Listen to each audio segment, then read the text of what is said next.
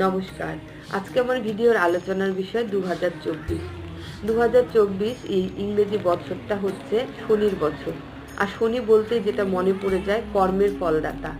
অর্থাৎ আপনি যদি খাতায় সঠিক লেখেন তাহলে সঠিক ফল পাবেন, মানে নাম্বারটা ঠিকই পাবেন। আর যদি ভুল লেখেন, কষ্ট করে যদি এক পাতা ভরে ভুল কিছু লেখেন, নাম্বার যেরকম পাবেন না, সেরকম যদি আপনি নিজের স্বার্থের কথা চিন্তা করে, শুধুমাত্র নিজের কথা চিন্তা করে ভুল পথে পরিচালিত হন বা অন্যকে পরিচালিত করুন বা ক্ষুদ্র স্বার্থের জন্য কোনো বৃহত্তর অন্যায় করছেন, তাহলে কিন্তু 2024 আপনাকে কিন্তু কোনোভাবেই ছাড়বে না।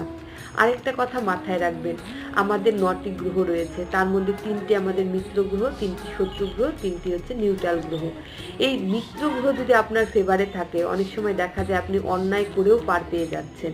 কিন্তু যদি কারো না থাকে,